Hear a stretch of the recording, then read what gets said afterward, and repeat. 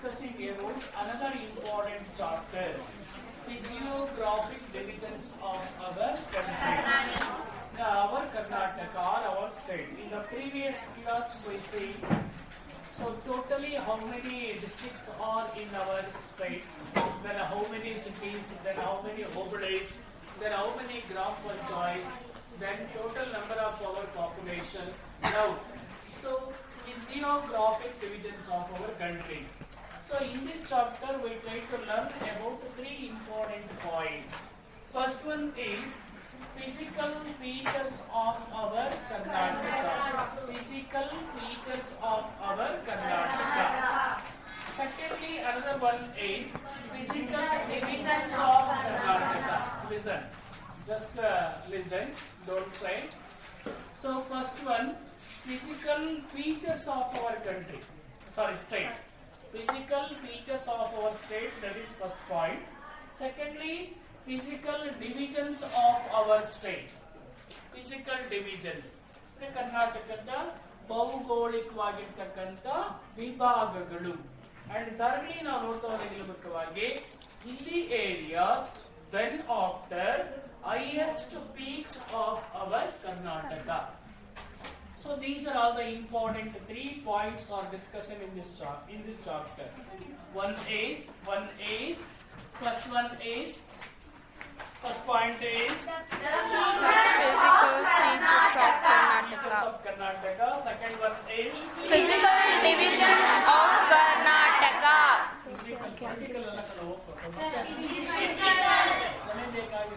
Physical divisions ಬೇಕಾಗಿತ್ತು ಈಗಾಗಲೇ ನೀವು ಅಷ್ಟೇ ಅಲ್ವಾ? Yes okay. Political.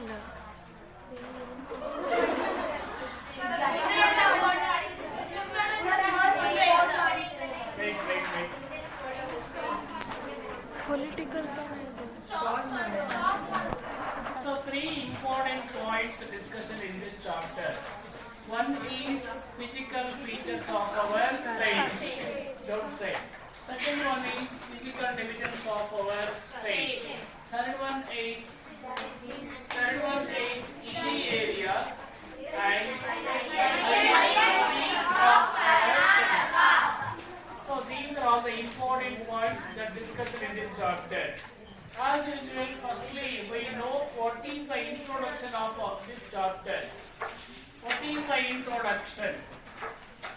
Remember, Karnataka state is one part of peninsular plateau. Remember, southern part alli peninsular plateau ಇದೆ ನಮ್ಮ ಕರ್ನಾಟಕ ನಮ್ಮ ಭಾರತದ ದಕ್ಷಿಣ ಭಾಗದಲ್ಲಿ peninsular plateau ಇದೆ. ಆ peninsular plateau ನ ಒಂದು ಭಾಗ Karnataka. Karnataka is one of the peninsular part of peninsula of India and has diverse physical features. ಭಾರತದಲ್ಲಿ ಕರ್ನಾಟಕದಲ್ಲಿ ಅನೇಕ ರೀತಿಯ diverse lot of physical features ನಮ್ಮ ಕರ್ನಾಟಕದಲ್ಲಿ ಇದೆ.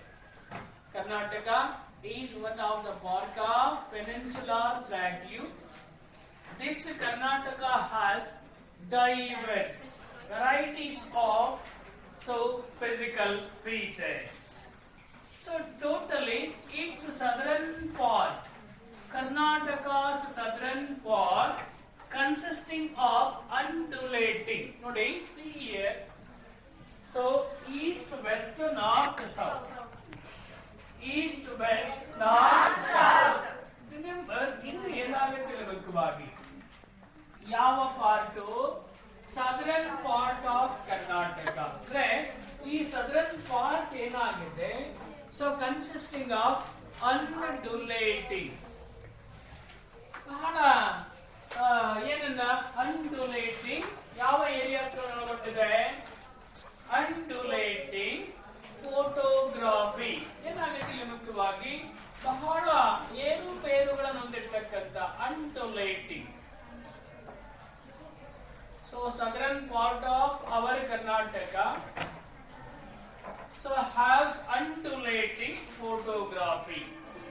ಚಿತ್ರಣವನ್ನು ನಾವು ಕಾಣ್ತೀವಿ. undulating ಅಂದ್ರೆ ಒಂದೇ ರೀತಿಯಾಗಿರ್ತಕ್ಕಂಥ ಇಂತಹ ಒಂದು ಯಾವುದನ್ನ ನಾವು ನೋಡ್ತೀವಿ ಅದರಲ್ಲಿ ಮುಖ್ಯವಾಗಿ so southern parts of Karnataka has undulating photography, whereas the northern part of our Karnataka, southern part alli undulating photography ಇದೆ. In the northern part of Karnataka is a vast plain, ವಿಶಾಲವಾಗಿರ್ತಕ್ಕಂಥ ಪ್ಲೈನ್ಸ್ ಗಳನ್ನ so ಇಲ್ಲಿ ಉತ್ತರ ಕರ್ನಾಟಕದಲ್ಲಿ ನಾವು ಕಾಣ್ತೀವಿ. ದಕ್ಷಿಣ ಕರ್ನಾಟಕದಲ್ಲಿ undulating photography ಕಂಡ್ರೆ in the northern part of our country for a state so we have only vast plains, ದೊಡ್ಡದಾಗಿರ್ತಕ್ಕಂಥ ಬಯಲು ಪ್ರದೇಶಗಳನ್ನು ನಾವು ಒಳಗೊಂಡಿದ್ದೀವಿ. ಎಲ್ಲಿ ಕರ್ನಾಟಕದಲ್ಲಿ southern parts have undulating photography. In the same way, the northern part of our Karnataka has vast plain. There is a great contrast between ನಮ್ಮ ಕರ್ನಾಟಕದಲ್ಲಿ ಒಂದು ವೈರತ್ವದ ಮನೋಭಾವ ಇದೆ. Contrast, there is a wide contrast between our coastal region and Malnad region. ನಮ್ಮ ಕರ್ನಾಟಕದಲ್ಲಿನೇ so ಇಲ್ಲಿ coastal region ಇದೆ, ಕರಾವಳಿ ಪ್ರದೇಶ ಇದೆ. ಇಲ್ಲಿ ಕರಾವಳಿ ಪ್ರದೇಶದ ಪಕ್ಕದಲ್ಲೇ ಏನಿದೆ, ಮಲೆನಾಡ್ ರೀಜನ್ ಇದೆ. ಎರಡಕ್ಕೂ ಡೆಡ್ ಆಪೋಸ್, ಅಂದ್ರೆ ಸಾಕಷ್ಟು ವ್ಯತ್ಯಾಸಗಳಿರ್ತಕ್ಕಂಥ ಕೋಸ್ಟಲ್ ಲೈನ್ಸ್ ಇದೆ ಪ್ಲಸ್ ಮಲೆನಾಡ್ ರೀಜನ್ ಇದೆ. ನೋಡಿ, ಅಂಡುಲೇಟಿಂಗ್ ಫೋಟೋಗ್ರಫಿ ಸದರ್ನ್ ಪಾರ್ಟ್ ಅಲ್ಲಿ ಇದ್ರೆ, ವಾಸ್ಟ್ ಪ್ಲೈನ್ಸ್ ಗಳು ನಾರ್ದರ್ನ್ ಕರ್ನಾಟಕದಲ್ಲಿದೆ. So there is a wide contrast between coastal line from Mangalore to Karwar. From Mangalore to Karwar coastal line ಇದೆ ನಮ್ಮ ಕರ್ನಾಟಕದ ಕೋಸ್ಟಲ್ ಲೈನ್, ಕರಾವಳಿ ಪ್ರದೇಶದ ಅರೇಬಿಯನ್ ಸೀ ಕ್ರಿಯೇಟ್ ಮಾಡೋದು. So there is a wide contrast between coastal line and Malnad region. ಕರ್ನಾಟಕದ coastal line ನಲ್ಲಿ ಮತ್ತೆ Malnad region ನಲ್ಲಿ ಏನಿದೆ, ಸಾಕಷ್ಟು opponent diversities, opponent characters are seen in these two. I mean in the coastal line and also in the Malnad region. Then the land slopes and slightly towards ಭೂಮಿ ಬಹಳ ಇಳಿಜಾರಾಗಿದೆ. Slope and slight, ತುಂಬಾ ಕಿರಿದಾಗಿದೆ. ಯಾವ side ಅಲ್ಲಿ? Eastern side ಅಲ್ಲಿ. ಅಂದ್ರೆ ನೋಡಿ ಇಲ್ಲಿ ಅಲ್ಲಿ east west north and south, east west north and south. ಭೂಮಿ ಏನಾಗಿದೆ, ಸ್ಲೋ ಆಗಿದೆ, ತುಂಬಾ ಇಳಿಜಾರಾಗಿದೆ. ಮತ್ತು ಏನಾಗಿದೆ, another one is ಸ್ಲೈಟ್ ಆಗಿದೆ, ನೇರವಾಗಿದೆ ಮತ್ತು ಇಳಿಜಾರಾಗಿದೆ. ಅಂಡ್ ಈಸ್ಟರ್ನ್ ಸೈಡ್ ಅಲ್ಲಿ, eastern sides of our state have ಎಂತ ಲ್ಯಾಂಡ್ ಇದೆ, slow. Then remember, slope and slide towards east. Then after steepy towards west. ಇನ್ನ ತುಂಬಾನೇ ಕಂದಕವನ್ನು ಹೊಂದಿರತಕ್ಕಂಥ steepy towards west. ಈ ಕಡೆ ಬಂದಾಗ ಕಂದಕದ ದಾರಿಯನ್ನ ಒಳಗೊಂಡಿದೆ. ಯಾವುದು? Karnataka. Slope and slides towards eastern direction, and another one is steep towards western side. ಈ ಪಶ್ಚಿಮ ಭಾಗಕ್ಕೆ ಬಂದಾಗ ತುಂಬಾನೇ ಏನಾಗಿದೆ, ಕಂದಕ ಚಿಕ್ಕದಾಗಿ ಕಂಡು ಬರುತ್ತೆ. Then after, remember this traversed by many ridges. ಏನೇನಿದೆಯಪ್ಪ ಇಲ್ಲಿ ಮುಖ್ಯವಾಗಿ? many ridges ಅಂದ್ರೆ ಇಲ್ಲಿ ಏನಿದೆ ಅಲ್ಲಿ ಅಂದ್ರೆ ವ್ಯಾಲೀಸ್ ಗಳಿದೆ, ಕಂದಕಗಳಿದೆ. ದೆನ್ ವ್ಯಾಲೀಸ್, ನದಿ ಕಣಿವೆಗಳಿದೆ. ದೆನ್ ಗೋರ್ಗೇಸ್ ಮೀನ್ಸ್ ಮಾರ್ಗಗಳು, ಅಂದ್ರೆ ಕಣಿವೆ ಮಾರ್ಗಗಳನ್ನು ಒಳಗೊಂಡಿದೆ. ನಮ್ಮ ಕರ್ನಾಟಕ ಏನು ಒಳಗೊಂಡಿದೆ? ಕರ್ನಾಟಕದ ಯಾವ side? So western sides have number of ಏನೇನಿದೆ ಇಲ್ಲಿ, ವ್ಯಾಲೀಸ್ ಗಳಿದೆ, ಕಣಿವೆ ಮಾರ್ಗಗಳಿದೆ. ದೆನ್ ಗೋರ್ಗೇಸ್ ಇದೆ. And another one is first one ಏನು? This is ridges, valleys and gorges ಗಳನ್ನು ನಾವು ಕಾಣ್ತೀವಿ. ಎಲ್ಲಿ? On the western sides of our Karnataka. ಕರ್ನಾಟಕದ ದಕ್ಷಿಣ ಭಾಗದಲ್ಲಿ ಈ ಎಲ್ಲ ಅಂಶಗಳನ್ನು ನಾವು ಕಾಣ್ತೀವಿ. Then finally total area of the state is of state 450 kilometers to 900 kilometers above sea level.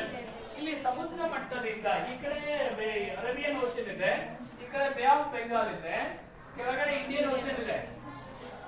India map ನೋಡಿದಾಗ ಸೊ ಇಲ್ಲಿ ನೋಡಿ, ಸೊ ಇಲ್ಲಿ ಅರೇಬಿಯನ್ ಓಷಿಯನ್ ಇದೆ, ಇಲ್ಲಿ ಬೇ ಆಫ್ ಬೆಂಗಾಲ್ ಇದೆ, ಇಲ್ಲಿ ಹಿಂದೂ ಮಹಾಸಾಗರ ಇದೆ. ಸೊ ಹಾಗಾಗಿ ನಮ್ಮ ಕರ್ನಾಟಕದಲ್ಲಿ ಮುಖ್ಯವಾಗಿ ಏನಾಗ್ತಾ ಇದೆ, ಆ ಮೂರು ಸಮುದ್ರ ಭಾಗದಿಂದ ಕೆಲವು ಕಡೆ 450 ಕಿಲೋಮೀಟರ್ಸ್ ಎತ್ತರದಲ್ಲಿದೆ, ಇನ್ನು ಕೆಲವು ಕಡೆ 900 ಕಿಲೋಮೀಟರ್ಸ್ ಎತ್ತರದಲ್ಲಿದೆ. ಸಮುದ್ರ ಮಟ್ಟದಿಂದ ನಾವು ಅಷ್ಟು ಎತ್ತರ ಭಾಗದಲ್ಲಿ ಇದೀವಿ ನಾವೀಗ. ಸಮುದ್ರ ಪ್ರದೇಶದ ಎಷ್ಟು ಎತ್ತರ ಭಾಗದಲ್ಲಿ ನಾವೀಗ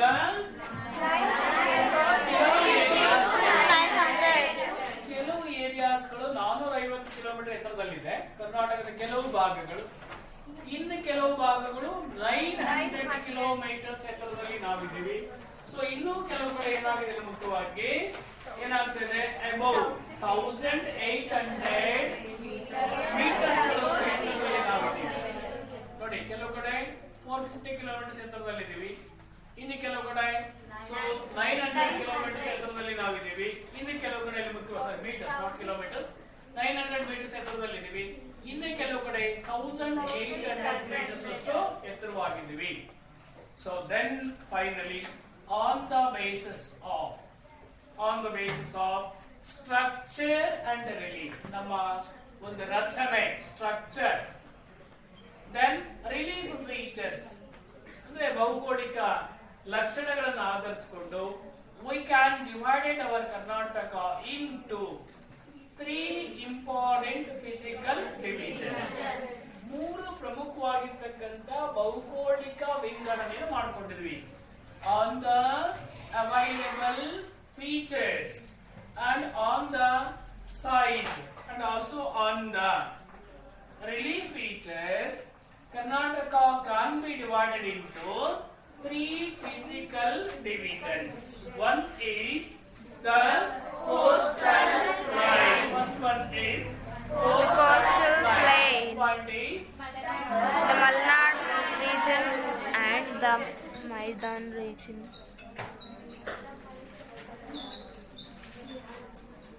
Coastal plain. ಮೊದಲನೇದಾಗಿ ಬರ್ತಕ್ಕಂಥದ್ದು coastal plain.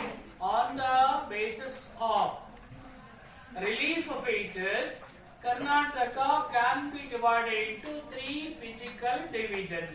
One is coastal plain, ಕರಾವಳಿ ಪ್ರದೇಶ ಅಂತೇಳಿ ಕರ್ಕೊಳ್ತೀವಿ. ಸೊ ಎರಡನೇದಾಗಿ ಇಲ್ಲಿ ಮುಖ್ಯವಾಗಿ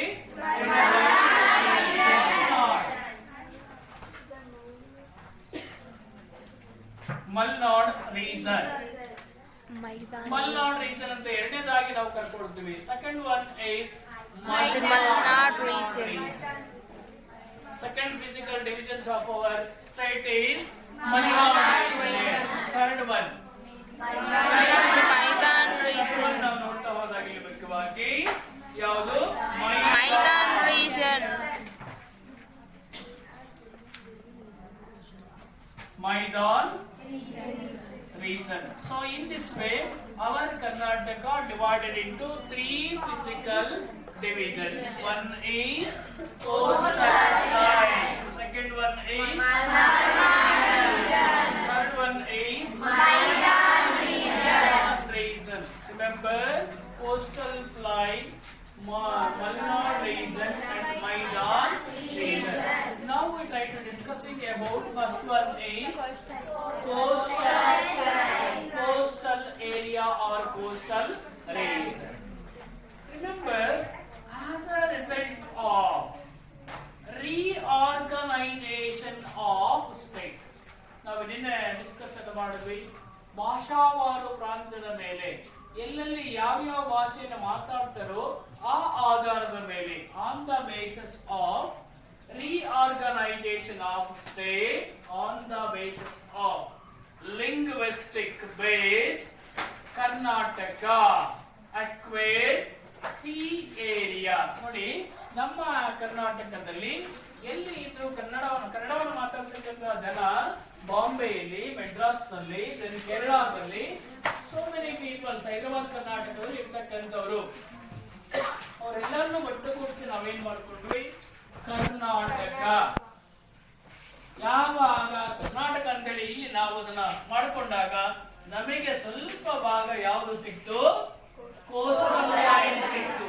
remember, on the basis of reorganization of state on the basis of language or linguistic base, Karnataka acquire ಪಡ್ಕೊಳ್ಳುತ್ತೆ ಏನನ್ನ, ಕೋಸ್ಟ್ ಅಂಡ್ ಕೋಸ್ಟಲ್ ಲೈನ್ಸ್, ಕರಾವಳಿ ಪ್ರದೇಶವನ್ನು ಪಡ್ಕೊಳ್ಳುತ್ತೆ ಮತ್ತೆ ಪ್ಲೈನ್ಸ್ ಗಳನ್ನ ಪಡ್ಕೊಳ್ಳುತ್ತೆ as a part of territory. ಅಂದ್ರೆ ಭೂಭಾಗ, ಕೆಲವು ಪ್ರದೇಶಗಳಲ್ಲಿ ಕೋಸ್ಟಲ್ ಲೈನ್ಸ್ ಗಳನ್ನ ಕರ್ನಾಟಕ ಪಡ್ಕೊಳ್ಳುತ್ತೆ as a result of linguistic base.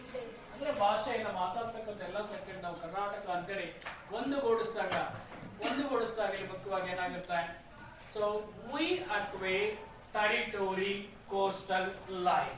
Then this physiography division ಎಲ್ಲಿದೆಯಪ್ಪ, ಕೋಸ್ಟಲ್ ಲೈನ್ ಅಂದ್ರೆ lies in between Arabian Sea and Malnad region. So ಎಲ್ಲಿ ಕಂಡು ಬರುತ್ತೆ ಇದು ಅಂದ್ರೆ in between Arabian Sea and Malnad region. So ಇಲ್ಲಿ ಕಂಡು ಬರುತ್ತೆ ಈ ಕೋಸ್ಟಲ್ ಲೈನ್. ನೋಡಿ, ಅರೇಬಿಯನ್ ಸಿ ಮತ್ತು Malnad region. See here, Arabian Sea is here, then Malnad region is here. Illi, E part is called as coastal line. Remember, where we see coastal divisions of Karnataka in between Arabian Sea and Malnad region in the Madhya Bhagadalli, we see coastal line, coastal region. Coastal region ಅನ್ನು ನಾವು ಎಲ್ಲಿ ಕಾಣ್ತೀವಿ ಅಂದ್ರೆ in between Arabian C and Malnad region. So this coastal line extends 320 kilometers here from Mangalore to Karwar. From Mangalore to Karwar, totally 320 kilometers. 320 kilometers ಇದರ ಒಂದು extend in our Karnataka. ಎಷ್ಟಿದೆಯಪ್ಪ coastal region ಅಂದ್ರೆ 320 kilometre ಇದೆ. ಸೊ ಎಲ್ಲಿವರೆಗೂ, from Mangaluru to Karwar ವರೆಗೆ extend ಆಗಿದೆ. Mangaluru to Karwar. ನೋಡಿ, ಇಲ್ಲಿ ನೆನ್ಪಿಟ್ಕೊಳ್ಳಿ, ಇಲ್ಲಿ ಸೌತ್ ಅಲ್ಲಿ, ದಕ್ಷಿಣದಲ್ಲಿ ಮಂಗಳೂರಿಂದ ಕಮೆನ್ಸ್ ಆಗುತ್ತೆ. ಸೊ ಇಲ್ಲಿ ಉತ್ತರದಲ್ಲಿ ಕಾರವಾರ್ಗೆ ಕೊನೆಗೊಳ್ಳುತ್ತೆ. ಯಾವುದು, coastal region of our country start from Mangalore in south. ಎಲ್ಲಿವರೆಗೂ ಇದೆ ಮುಖ್ಯವಾಗಿ, Karwar in the north. Then finally remember, so this became very narrow, ತುಂಬಾನೇ ಚಿಕ್ಕದಾಗ್ತಾ ಹೋಗುತ್ತೆ. Slopes towards ಅರೇಬಿಯನ್ ಅಥವಾ ಅಬೋವ್ ಸಿ ಲೆವೆಲ್, ಸಮುದ್ರ ಮಟ್ಟಕ್ಕೆ ಬಂದಾಗ ಕೆಲವು ಕಡೆ ತುಂಬಾನೇ ಕಡಿಮೆ ಭಾಗ ಇದೆ ಇಲ್ಲಿ ಕರಾವಳಿ ಏರಿಯಾದಲ್ಲಿ, ಇನ್ನು ಕೆಲವು ಕಡೆ ವಿಶಾಲವಾಗಿರ್ತಕ್ಕಂಥ ಜಾಗಗಳನ್ನ ನಾವು ಕಾಣ್ತೀವಿ. Slopes toward Arabian C. ನೋಡಿ, ನಿಮ್ಗೆ ನೆನ್ಪಿಟ್ಕೊಳ್ಳಿ, coastal region start from Arabian Sea, in between Arabian Sea and Malnad region. The total area of coastal line is 320 kilometers. Then starts from Mangalore in south, Karwar to Karwar in north. Start south in Mangalore, then north in Karwar. Then finally remember, this coastal line called as Canara.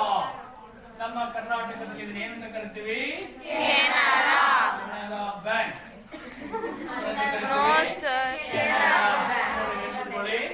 This coastal line is called as Canara. ಇಲ್ಲಿ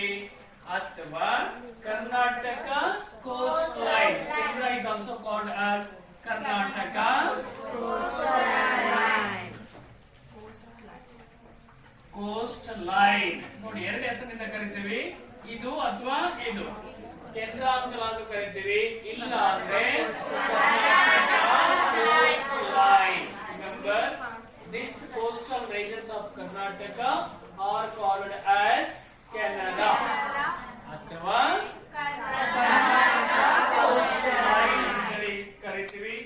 number of many fast flowing, ತುಂಬಾನೇ ರಭಸವಾಗಿ fast flowing, many fast flowing reverse.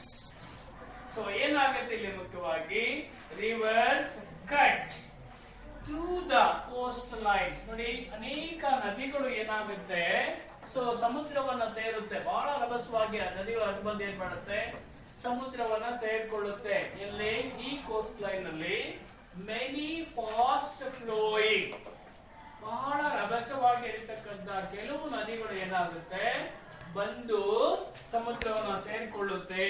ಅಲ್ಲಿ ಏನಾಗುತ್ತೆ ಇಲ್ಲಿ ಮುಖ್ಯವಾಗಿ, coast area also formed by sea erosion. ಹಾಗಾಗಿ when the ಯಾವುದು rivers fastly joining the sea area, ಆಗ ಏನಾಗುತ್ತೆ, ಆ ಕೋಸ್ಟ್ ಲೈನ್ ಏನಾಗುತ್ತೆ, ಎರೋಷನ್. ಎರೋಷನ್ ಅಂದ್ರೆ ಕೊರೆತ ಅಥವಾ ಕೊರೆತ ಉಂಟಾಗಿದೆ ಅಥವಾ ಸವಕಳಿ ಉಂಟಾಗಿದೆ. ಎರೋಷನ್ ಅಂದ್ರೆ ಸವಕಳಿ. ಕೋಸ್ಟ್ ಲೈನ್ ಸವಕೊಂಡು ಹೋಗುತ್ತೆ. ಅಥವಾ ಇಲ್ಲಿ ಯಾವಾಗ ನದಿಗಳು ದೂರಗಳು ಬಂದು ಸಮುದ್ರವನ್ನು ಸೇರಿದಾಗ, so there is a chance to erosion of soil erosion, ಮಣ್ಣಿನ ಸವಕಳಿ ಕೆಲವು ಕಡೆ ಉಂಟಾಗುತ್ತೆ. Unfortunately the rivers have formed estuaries. What is the meaning of estuaries? Estuaries ಅಂದ್ರೆ, estuaries ಅಂದ್ರೆ joining places of rivers with sea, ಸಮುದ್ರವನ್ನು ಸೇರ್ಕೊಳ್ತಕ್ಕಂಥ ಜಾಗವನ್ನ ಎಸ್ಟುರೀಸ್ ಅಂತ ಕರಿತೀವಿ. Joining places of rivers with sea are called as estuaries. ಅನೇಕ estuaries ಗಳನ್ನು ನಾವು ಕೋಸ್ಟಲ್ ಲೈನ್ ಅಲ್ಲಿ ಕಾಣ್ತೀವಿ. Number of estuaries are seen in our coastal line. What is meant by estuary? Estuaries means joining places of river with sea. Then finally they are not deltas are formed. No question of deltas are formed by the rivers. So that is the coastal line. Then finally number of ports. ಅನೇಕ ಬಂದರುಗಳು ನಮ್ಮ ಈ coast line ಅಲ್ಲಿದೆ ನೋಡಿ. So from here to there 320 kilometers of port line is there in our Karnataka. So this area has number of ports. What is meant by ports? ಯಾವುದನ್ನ ನೀವು ಬಂದರು ಅಂತ ಕರೀತೀರಾ? Where the ships came and stayed there. ಎಲ್ಲಿಗೆ ಹಡಗುಗಳು ಬಂದು ತಂಗ್ತಾವೋ ಅಥವಾ ನಿಂತುಕೊಳ್ತಾವೋ ಅಂತ ಏರಿಯಾವನ್ನ we call as ports. Bus stand, railway station ಅನ್ನೋ ಹಾಗೆ ports, that means in that place the ships are came and stayed there, that are called as ports. Remember various ports along with the coastline. Among the coastline, important port is New Mangalore. New Mangalore is one of the important port. ನಮ್ಮ ಕರ್ನಾಟಕದ coast line ಅಲ್ಲಿ ಬರ್ತಕ್ಕಂಥ ಪ್ರಮುಖ ಬಂದರು ಅಂದ್ರೆ new Mangalore port is one of the major port of our Karnataka. along with these port, so Bhatkal, don't just listen, Bhatkal, Malpe, Karwar, Bhatkal, Malpe, Karwar, Kumta, Belikere and Vannavara are fishing ports. Sorry, new port, major port, New Mangalore. In the same way, ಕೇವಲ ಮೀನನ್ನ ಹಿಡಿತಕ್ಕಂತ ಮೀನುಗಾರಿಕೆ ಮಾಡ್ಕೊಳ್ತಾರೆ ಕೆಲವು ಬಂದರುಗಳಿದೆ. ಯಾವ್ಯಾವುದು? ಭಟ್ಕಳ, ಹೊನ್ನಾವರ,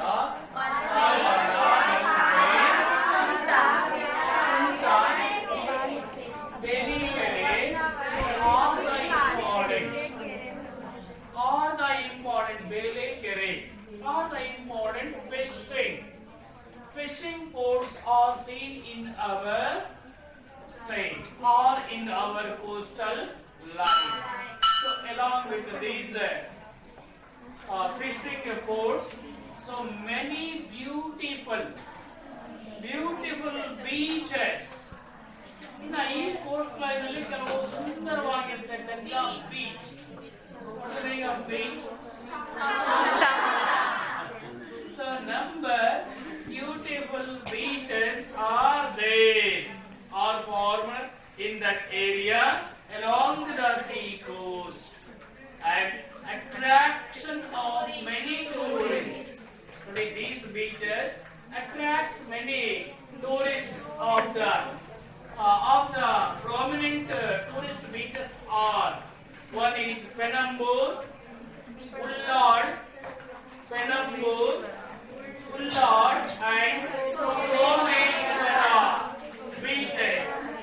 ಇವು ಎಲ್ಲಿದಾವೆ? ಮಂಗಳೂರಲ್ಲಿ ಇರ್ತಕ್ಕಂಥಲ್ಲಿ. Hey, listen. One is Penambur, Ullad, and Someshwara, all the important beaches. In Mangalore, Malpe, wait, I can say don't say. Malpe, that is near Udupi. Then, listen, don't say. Karwar in the north, and another one is Murdeshwara near